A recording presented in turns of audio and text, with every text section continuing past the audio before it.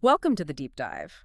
We're jumping right in today. Yeah, getting straight into it. We're looking at the very, very beginning of, well, one of the most pivotal books in history, wouldn't you say? Oh, absolutely. Exodus. It's really the starting point for this incredible story of, transformation and deliverance. Exactly. And our source material for this deep dive, it's an introduction to Exodus, but we're really honing in on just the first 7 verses. Exodus 1, verses 1 through 7. Yeah. Right.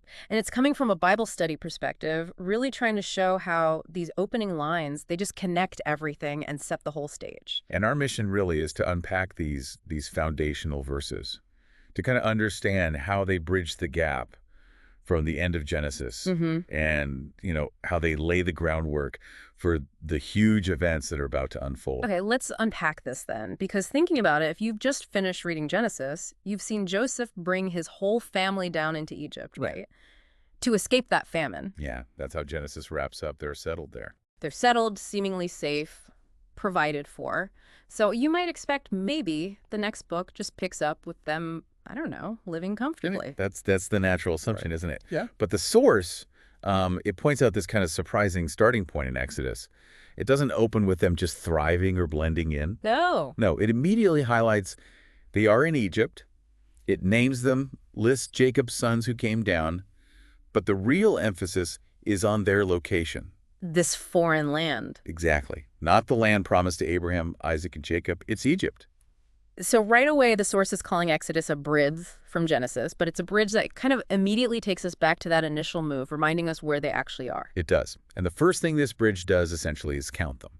It reminds us that when Jacob went down, it was just his immediate family. How many was it again? 70. 70 people in total. 70 people? I mean, that's a small group. That's not exactly the beginnings of a huge nation just yet. Not at all. But then, boom, verse 7 hits you with this just incredible statement. Okay, what does it say? It describes this really dramatic shift. The source highlights how quickly this small family changed. It says, the Israelites were exceedingly fruitful. They multiplied greatly, increased in numbers, and became so numerous that the land was filled with them. Wow, exceedingly fruitful, multiplied greatly, so numerous the land was filled with them. I mean, that's not just normal growth. That sounds like a population explosion. It really does. So what does the source make of this really rapid, almost unbelievable increase from just 70?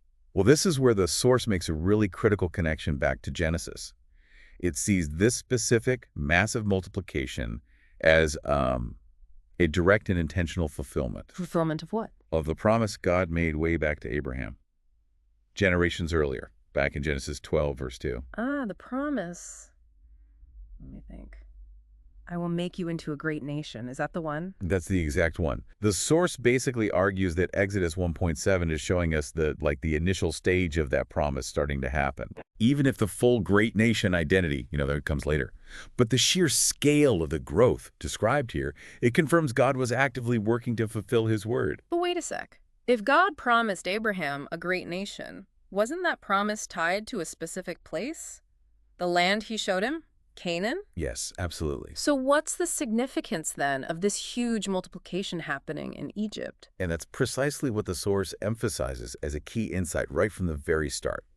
It underscores God's faithfulness, but it's operating outside the boundaries you might expect. Right. His people are multiplying, they're thriving, becoming numerous, but it's happening not in the promised land. It's happening in Egypt. The foreign place. A foreign place, and one that, as we know, is about to become a place of really great hardship. So this prosperity, this growth, happening in this challenging foreign context, it's actually laying the foundation for the deliverance that's coming. How so?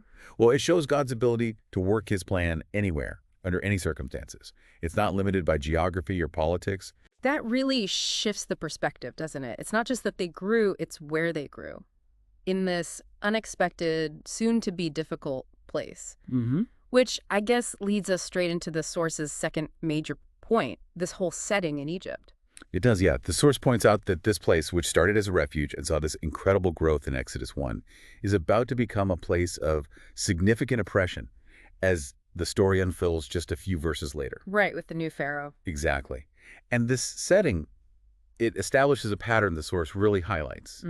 The idea that adversity often precedes deliverance. Adversity has a setup for deliverance. Okay, so the tough times aren't just something you have to get through before God acts. No. But they're actually like integral to the whole process. That's the argument the source is making. It uses that really powerful metaphor you mentioned earlier, that challenging times can be the soil. Soil, yeah, I like that. The soil in which God grows his greatest works. How does the source explain that? How does adversity work like soil? What does it actually grow? Well, the idea is that the pressure, the difficulty, the struggle, Right. it isn't just an obstacle to overcome. It can actually create the necessary conditions for a really dramatic demonstration of God's power and rescue. Okay, I think I see. Adversity can reveal our dependence. Right. It can intensify our longing for help, or it makes the eventual deliverance just feel so much more profound, so much more clearly divine. So the difficulties the Israelites faced, or were about to face, in Egypt, they weren't a sign God had forgotten them. Not according to this perspective. It suggests he was actively using those very circumstances to prepare the stage, you could say, for a mighty act of salvation. Wow, that completely flips the script. Instead of seeing challenges as like roadblocks to God's work, this view suggests they can be the actual foundation for it, the ground where the most significant growth, the most powerful acts take place. Precisely, the soil. So, okay, let's step back for a moment. Looking at just these first 7 verses of Exodus, through the lens of our source, what are the key things we've really seen? Well, first, we've seen this tiny family, just 70 people, Yeah. unexpectedly living in Egypt, not the Promised Land. And then they rapidly multiply into this huge multitude. Which shows that initial fulfillment. Exactly, that powerful initial fulfillment of God's promise to make Abraham's descendants a great nation, quoting Genesis 12:2. And crucially, as the source really highlights, this fulfillment happens in Egypt, this foreign land that's about to become hostile. Right, which underscores God's faithfulness, Mm. his ability to work his plan even in the most challenging and unexpected settings. Okay, that's the first big takeaway. What's the second? The second major takeaway is that really profound insight, that adversity isn't just a detour or a mistake. It's often the necessary setting. The soil. The soil, exactly as the source puts it, where God prepares the ground for his most significant acts of deliverance. The hardship sets the stage for the rescue. So bring this back to you, our listener. The source leaves us with a reflection question, and it's one we definitely want to echo here.